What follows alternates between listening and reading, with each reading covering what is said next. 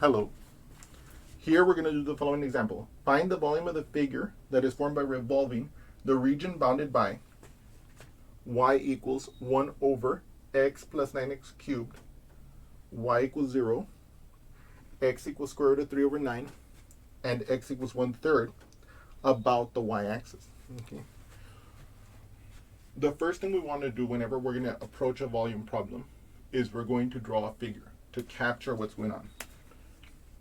Okay, so you can see that here I have my y-axis, okay, and here let's say I have my x-axis like this.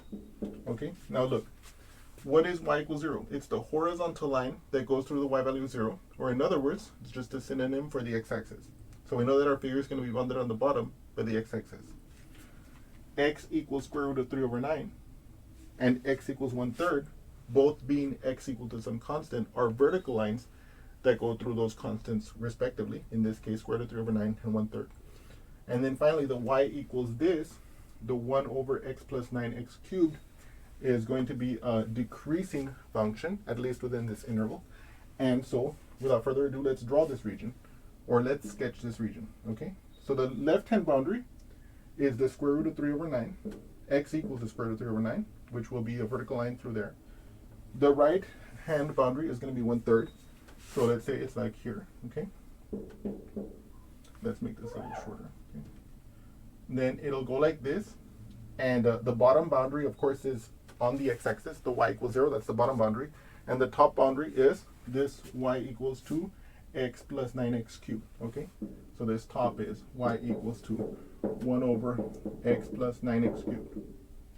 Now it is, so this is our region. Let me write that down here. This is our region R. And we want to rotate this region about the y-axis. We want to find the volume of the region that we get if we rotate this about the y-axis. So now, before I continue further, okay, you might say, David, how do you know that it looks like this? How do you know that it doesn't turn upward or something within this region? Why is this function just going down like this? Now, of course, I want you to also notice I haven't put any y values here, okay? So like this is meant to convey a certain idea of the figure, but it is an important question to ask how I know it's decreasing throughout this region, okay? And I'm going to make a brief side note here. To know that the function y equals to 1 over x plus 9x cubed has a downward trend throughout this interval, or that it's decreasing throughout this interval, and so that it might look something like this, follows from taking the derivative. Okay, if I take the derivative of this, the dy dx, of course, equals to the d dx of 1 over x plus 9x cubed, right? And we know, and let me write it here, that if I take the derivative of a fraction, okay, so let's say the bottom, let's say f over g, then I know that this derivative is the bottom times the derivative of the top, okay, minus the top times the derivative of the bottom, all over the bottom squared, right? Okay, and so here, the bottom, which will be x plus 9x cubed times the derivative of the top is going to be 0. So x plus 9x cubed times the derivative of the top, minus the top, which is just 1, times the derivative of the bottom, which is going to be 1 plus 27x squared, all over the bottom squared, which is x plus 9x cubed squared, which simplifies to negative, open parentheses, 1 plus 27x squared, close parentheses, divided by x plus 9x cubed squared. Okay? So let's look at this together. I calculated the derivative of this y. I get that it's the negative of, open parentheses, 1 plus 27x squared. Okay, that's the derivative of the bottom. And the bottom is x plus 9x cubed squared. Now, the bottom, we can see x plus 9x cubed squared, that's just a number being squared. And we know, in fact, for x plus 9x cubed, we know that that can equal, so a square number is either 0 or positive. We know that x plus 9x cubed actually does equal 0 if x is 0. And we can see that that's strictly outside of this region of interest. Okay, so the bottom is never 0 within this region of interest to us. This top, 1 plus 27x squared. Again, a number squared is either positive or it's 0. So 27 times x squared is either going to be positive or 0. I'm now adding 1 to it. So that's strictly positive. So then, and then there's a negative in front. So the top is strictly negative. The bottom is strictly positive. So for any x within this region, okay, I should have said that.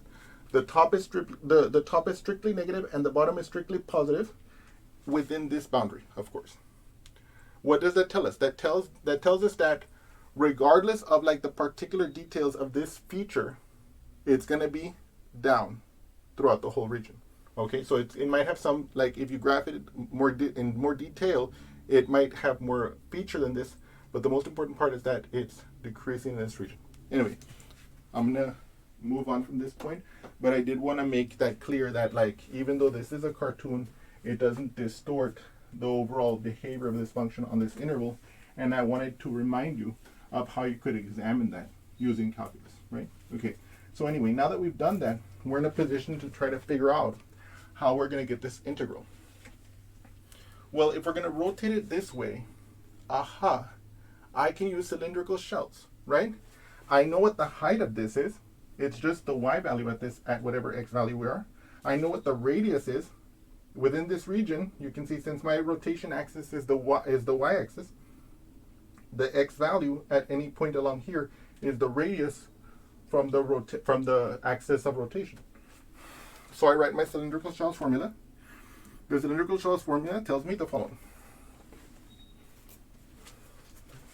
The volume is going to be integral from a to b of 2 times pi times my r of x times my f of x, again where f of x is the height of the region at that x value and where r of x is the radius at that x value from the axis of rotation, all of this times dx, or with respect to x. From our discussion, we can see that, and I can pull out my 2 pi right away, and in this case our a and b are going to be square root of 3 over 9 and 1/3 respectively. So I get that this is going to be 2 pi times the integral from the square root of 3 over 9 to 1/3. My r of x, we already said is x, because in this case, since the axis of rotation is the y-axis, we can see that x, which is whatever this value is exactly the distance from the axis of rotation. My f of x is 1 over x plus 9x cubed, and then dx. Okay. So now, if I multiply this x on the inside, I'm going to get x over x plus 9x cubed. And if you factor out an x from the bottom, you'll see that that'll leave me, when I simplify that, let me show you that here. If I multiply x times 1 over x plus 9x cubed, I get that this is equal to x over x open parentheses 1 plus 9x squared. And you can see that the common factor of x on the top and bottom cancels, and I'm left with 1 over 1 plus 9x squared, right? So then I can rewrite this integral as the integral of, or I can write it as 2 pi times the integral of square root of 3 over 9 to 1/3 of 1 over 1 plus 9x squared dx. Okay. And so now we have to calculate this integral. Okay.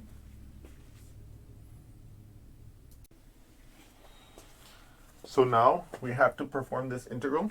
I need to integrate the expression 1 over 1 plus 9x squared from the lower limit, square root of 3 over 9, to the upper limit, 1 over 3.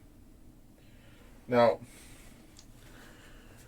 as you look at this integral, you may think in your brain, aha, this must be related to the integral, which is this one. Integral of 1 over 1 plus x squared dx, right? Where this equals, of course, the arctangent of x plus some integration constant c, or alternatively, but what is the same thing, just a different symbol, tangent inverse of x plus c, okay? And if you thought that, you would be right, okay? And by the way, this is a formula you should know by heart, okay? Okay. But we can see that it's not perfect, okay? We can see that here there's a 1 plus 9x squared. So we're going to have to fix it so that it works like this, okay? So the way we're going to do it is we're going to try to imagine to ourselves, is there something we can square to give 9x squared? Right? Because then I could write 1 over 1 plus that value, whatever that is, squared. Well, there is, in fact. I'm going to let u equal to 3x. Why? First of all, I can see that if I square u, in other words, if I take u squared, that's going to be what? That's going to be 3x squared. What is that? That's 3x times 3x. And what is that? 3 times 3 is 9. X times x is x squared. Like this. So in fact, we can see that it does in fact square to give 9x squared. Okay. Okay. So now what we're gonna do is we're gonna carry out the rest of the procedure we need to perform the substitution of this integral. So what do we need to do? Well, we need to find out what the dx is gonna be, right? And in order to do so, we're gonna find out the du, okay? Because I know I'm gonna do the du equals, what's the derivative of 3x with respect to x? It's just 3. And then that's going to be times dx, right? Aha. Now I'll be able to find out what dx is. I'll divide both sides by 3, okay? And I'll get 1/3 du is equal to dx. Okay? So now I have something I can replace dx with, namely 1/3 du.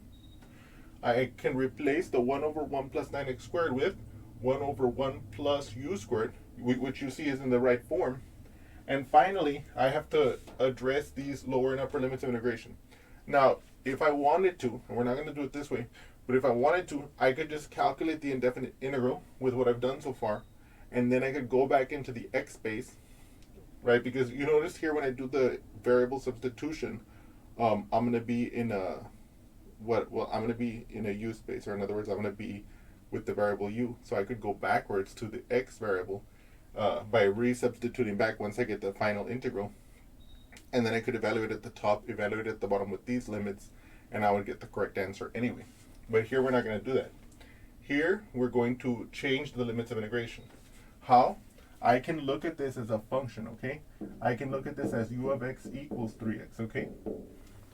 Even though I don't normally write it like that. But you can think of it that way, okay? And okay. But so if we look at it in that way, okay, then the u of the square root of 3 over 9 becomes 3 times the square root of 3 over 9. And that's only because that's the way it's defined. U of x is equal to 3 times whatever that x is. And of course, this 3 will cancel out with one of the 3's in the denominator, and I'm left with square root of 3 over 3, like this. Okay? What about the top? What is u of 1/3? U of 1/3 is 3 times 1/3. And what is that? That's just 1. Okay? Oops. Okay. So now we can rewrite this integral as follows. This is going to be the integral from the bottom, which is square root of 3 over 9, which is now going to be square root of 3 over 3, to, instead of 1/3, it's going to be 1 over 1 plus u squared. And then, what's my dx? 1/3 du. Now, as you might be observing here, you know, one of the things I want you to see in this example is that whenever you're doing a substitution,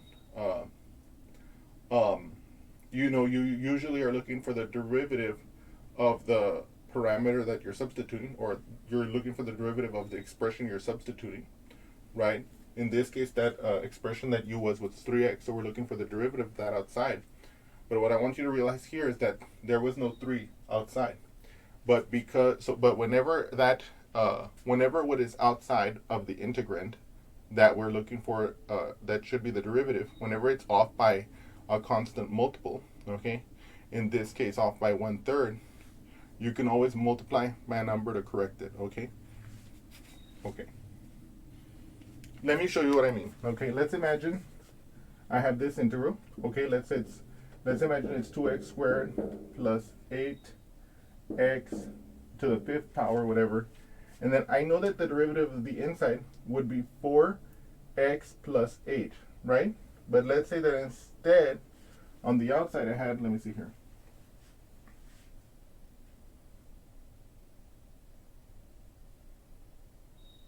Let's imagine I had x plus 2 dx. Let's say I wanted to integrate this. The way I would do it is I would say, aha, look, what's this one? This is the derivative of this one is 4x plus 8, right? So then I look at this. Aha. See, this is not exactly the derivative of it, but I can see that it's 1/4 of the derivative. So I know I'm going to be able to finagle it into shape. Let me show you what I mean here. If I let u equal to 2x squared plus 8x, then I know that my du, as we discussed, is going to be, oops, okay, let me rewrite that. Sorry about that. Then my du is going to equal to 4x plus 8 dx. But that is not exactly that. But if I multiply both sides by 1/2, I can see, by 1/4, I can see, aha, 1/4 du is going to be, open parentheses, x plus 2 dx. And see, now I can match this one. Okay. So now I can match this one exactly with this one, you see? So now I can rewrite this integral, for example, like this, as the integral of u to the 5th power, and then du, no, 1/4 du, right? And of course, in this case, I would pull out the 1/4 du like this, and I would get this integral, and then of course we could carry out that integration. But what I want you to see there is that, right, we saw that when we're doing the integration by substitution in an example like this, usually we're looking for the derivative of like the inner function, okay, if we're looking at it as a composition, which of course we are looking at it typically as a composition for the substitution interval. But what I'm trying to show here is that it doesn't have to be it doesn't have to be the derivative of the inside, it just has to be a constant multiple of the derivative of the inside. Okay, and that's what we saw here as well. But now we're here, we can pull out the 1/3. Okay? I hope you've enjoyed that like little aside to be clear about what we're talking about. So now finally we have, okay, this is going to be 1/3 times the integral of the square root of 3/3 to 1 of 1/1 plus u squared du. Okay?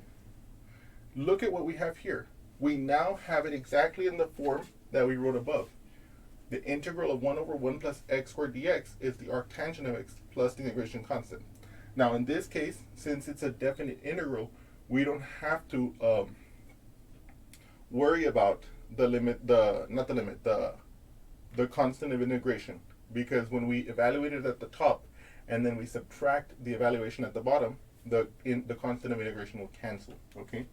But it's important to always write your formula with the constant of integration, number one, so you don't forget about it, and number two, of course, because you have to remind yourself that when you have some initial condition, the function, the integrals, the antiderivative function at some value, you're going to use that value to get what the c is in that particular case. Anyway, oh my god. So then this will become 1/3, open parentheses, arctan x, evaluated from the square root of 3/3 to 1.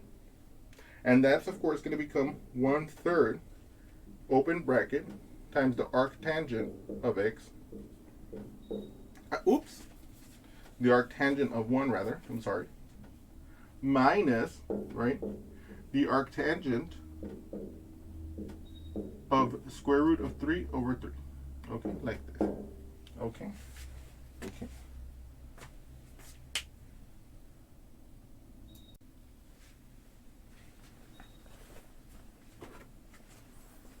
So now we want to find out what is the arctangent of 1 and what is the arctangent of square root of 3 over 3 so that we can simplify this integral a little bit further, right? Okay. So let us move this up here, okay? So I'm going to bring my 1/3 across with me, okay? 1/3. And now the question is, what is the arctangent of 1? So first of all, the 1 is positive. So I know that the tangent, remember that the tangent of x is the sine of x divided by the cosine of x. And remember that the sine is the y coordinate on the unit circle, where the terminal side of the angle lies. So if I notice in this first quadrant, a positive divided by a positive will be positive. In this third quadrant, a negative divided by a negative is a positive. So I know that my arctangent is going to either be here or here, okay? But in this case, we're going to go with this quadrant, okay? So what is the arctangent of 1? It's going to be here, because you can see that the y and x values are the same. So if I have square root of 2 over 2 divided by square root of 2 over 2, in other words, the sine divided by the cosine, here, it'll be 1. So the arctangent is pi over 4.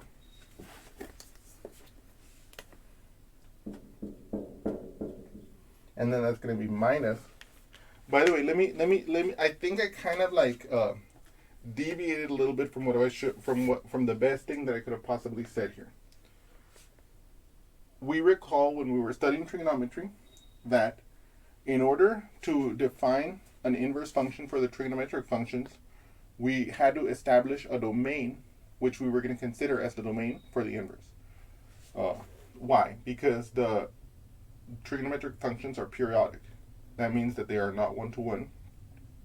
And so we had to slice off a piece to make that piece one-to-one, and thereby use that piece to define our inverse. Okay, so for example, for the tangent, the inverse gives you values in this region from basically from negative pi over 2 all the way to pi over 2.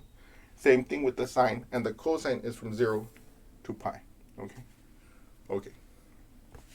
So when I take the arctangent of 1, it has to be here, because this is the only place out of this region where the tangent takes on positive values. And so if you were to put it in your calculator, that's what you would get. Okay.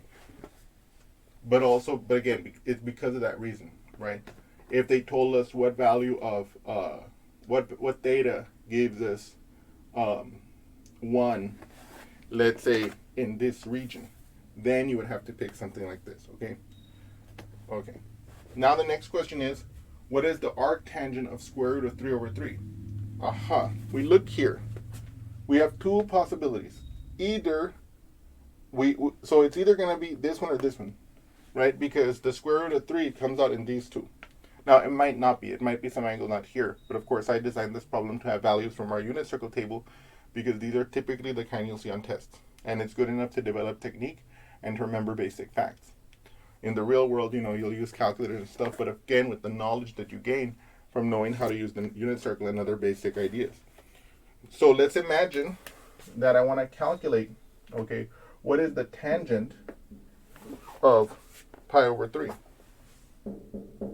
Well, the tangent of pi over 3 will be the square root of 3 over 2 divided by 1/2. Okay?